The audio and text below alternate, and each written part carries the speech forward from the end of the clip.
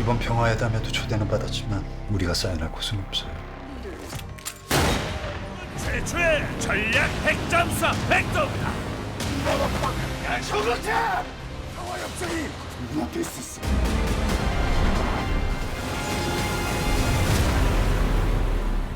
우리가 같이 살 길을 생각해 봅시다. 역할과 뭐 영화에 대한 부담감보다는 어떤 영화들은 그 외적인 어떤 시선들이 개입이 되잖아요.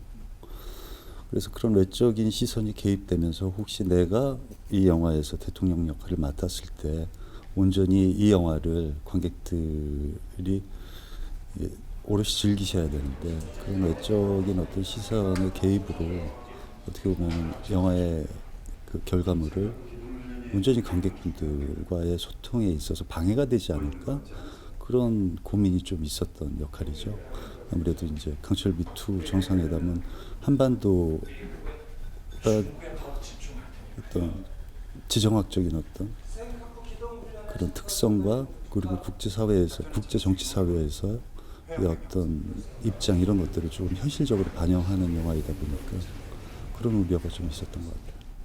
근데 사실 이제 영화 작업을 할 때는 철저하게 이제 새로운 어떤 캐릭터를 구현해내는 게 저희의 직업이기 때문에 정작 작업에 임할 때는 뭐 그런 우려는 없었던 것 같아요. 단지 이제 뭐 지금 6차 정상회담이 이루어진 상황에서 그렇다면 1, 2차 정상회담을 운반했던 그 지도자들 그리고 지금 현 지도자가 어떤 관점에서 이 한반도와 한반도에 살고 있는 우리에 대한 고민을 하고 있는지에 대한 어떤 이해에 좀 더 포커스를 맞췄던 것 같아요. 강철비 2하고 1을 이제 제가 설명할 때 이제 상호보완적 속편이다 이렇게 말씀 좀 드립니다. 그게 이제 어쨌든 한반도 그러니까 우리 대한민국이 갈 수 있는 이제 네 가지 길에 대한 이제 시뮬레이션이 1과 2에 이제 각각의 두 가지씩 이제 얘기를 하고 있고. 그래서 뭐 충무로에 사실 이런 속담이 있습니다. 연출의 반이 캐스팅이라고. 그래서 사실은 이제 어떤 배우분들을 모시느냐가 사실은 이제 뭐 영화의 완성도 및 모든 걸 다 결정을 하기 때문에 조심스럽게 이제 강철비 1에 출연하셨던 배우분들께 다 부탁을 드렸어요. 2에서 진영을 완전히 바꿔서 하려고 합니다. 하지만 해외 측 인사분들은 그대로 가려고 합니다. 그 이유는 남과 북이 서로 입장이 바뀌었어도 실제로 남과 북이 해결할 수 있는 게 거의 없다라는 걸 약간 이제 영화 외적으로 좀 이렇게 표현을 하고 싶었습니다라고 말씀을 좀 드렸어요. 사실 지금 뭐 저희 영화 산업은 미중유의 사태를 맞이했어요. 사실은 이제 코로나 19라고 하는 이제 사태 때문에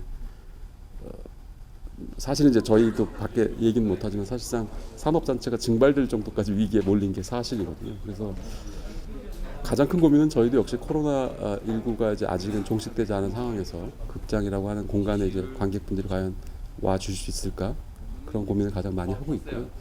또 오신다면 이제 생활 방역을 철저하게 지켜주시길 소망도 하고 염려도 하고 있습니다. 그래서 극장에 오신다 그러면 이제 꼭 생활 방역은 좀 저희가 이렇게까지 어찌됐든 선진국도 부러워할 정도로 이제 훌륭하게 코로나19를 어쨌든 컨트롤하고 있는 상황 국민분들이 생활 방역을 철저하게 잘 지켜주시고 있기 때문이라고 생각을 합니다.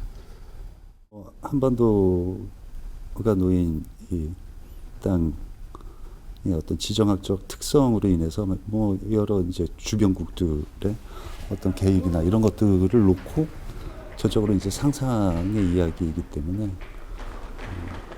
그 상상 속에서 이제 가끔 이제 역사적인 사실도 언급하기도 하고요. 그렇기 때문에 너무 공부하듯이 보실 필요 없는 것 같아요. 그냥 흘려보내실 건 흘려버리시면서 천천히 이렇게 차분히 보시면은 그 안에서는 또 이제 풍자가 있거든요.